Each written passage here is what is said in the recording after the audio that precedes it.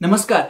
अगर आप इसी प्रकार के यूनिक इंटरेस्टिंग विषयों पर वीडियोस देखना पसंद करते हैं तो आप ये बटन दबाएं ताकि हम आपको अगली बार अपना नया वीडियो रिलीज होने पर सूचित कर पाए।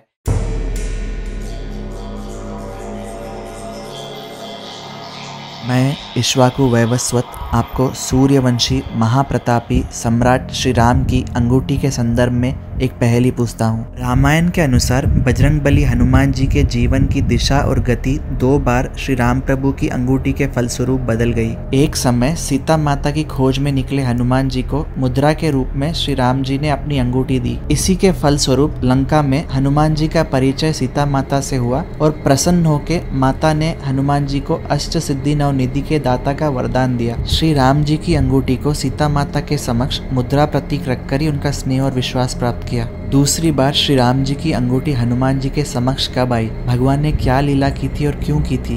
क्या प्रसंग था? क्या आप बता सकते हैं? पहली तो बहाना है, इक्ष्वाकु हूँ, देखना चाहता हूँ आप कितने बड़े राम भक्त हो। चलिए एक संकेत करता हूँ। इसी प्रसंग कारण हनुमान जी को घोर शोक और मानव जाति को सुरक्षा कवच प्राप्त हुआ।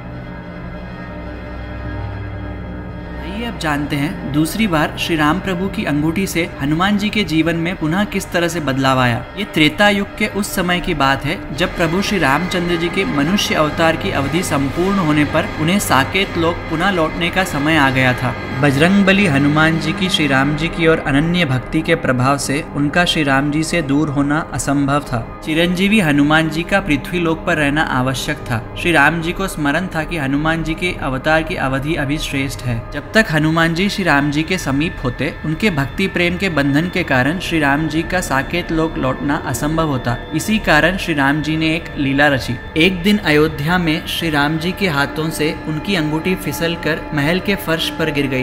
राजमहल के फर्श में एक दरार थी और उस छिद्र में श्री राम जी की अंगूठी डोलते डोलते चली गई। तब श्री राम जी ने हनुमान जी से अनुग्रह किया कि वे उनकी प्रिय अंगूठी उस दरार से निकाल कर ले आए। सीता माता के आशीर्वाद के फलस्वरूप हनुमान जी अष्ट सिद्धियों के दाता थे, जिसके कारण वे अपने शरीर का आकार छोटा कर सकते थे। श्री राम जी के आदेश अनुसार हनुमान जी ने एक मक्खी के आकार में उस दरार में प्रवेश किया। हनुमान जी आश्चर्यचकित हो गए कि धरती में वो छिद्र गहरा होता चला जा रहा था। धरती की दरार इतनी गहरी थी कि हनुमान जी ढूंढते ढूंढते पाताल लोक पहुंच गए। पाताल लोक में श्री राम जी की अंगूठी की काफी देर तक खोज की, फिर भी ना मिलने के बाद हनुमान जी ने वासुकी नाग से सहायता मांगी। तब वासुकी हनुमान जी को एक अंगूठियों के ढेर के पास ले गए और कहा कि कृपया अब आप इस ढेर में से श्री राम जी की अंगूठी ढूंढ लीजिए। अंगूठियों के उस विशाल ढेर को देखकर भी बजरंगबली के मन में कभी ऐसी निराशा नहीं हुई कि वे श्री राम जी की अंगूठी उस ढेर में कैसे ढूंढेंगे। पवन पुत्र ने श्री राम जी का ध्यान किया और उस विशाल ढेर में से एक अंगूठी उठाई। केसरी नंदन अत्यंत हर्षित हुए कि उनकी पहली कोशिश में ही उन्हें श्री राम जी की अंगूठी मिल गई। जिज्ञासा से मारुति ने ढेर में से दूसरी अंगूठी उठाई और वो भी श्री राम जी की निकली। तीसरी भी श्री राम जी की निकली, चौथी भी श्री राम जी की निकली और ढेर में सारी अंगूठियां ही श्री राम जी की निकली। हनुमान जी विस्मित हो गए। तब उन्हें वासुकी ने समझाया कि ढेर में ये सारी अंगूठियां ही श्री राम जी की है। वासुकी ने ब्रह्मा जी के समय चक्र का आधार लेते हुए बताया कि हर त्रेता युग में श्री राम जी का जन्म होता है। श्री राम जी के हाथों रावण का वध होता है और श्री राम जी के पृथ्वी पर समय संपूर्ण होने पर वह हर त्रेता युग में हनुमान जी के साथ यही लीला रचते हैं। वे हर त्रेता युग में हनुमान जी को अपनी अंगूठी ढूंढने पाताल लोक भेजते हैं और स्वयं साकेत लोक पधारते हैं। हर त्रेता युग में इस लीला के कारण हनुमान जी को श्री राम जी से बिछड़ने का कष्ट झेलना पड़ता है और इसी लीला के कारण श्री राम जी और चिरंजीवी हनुमान जी के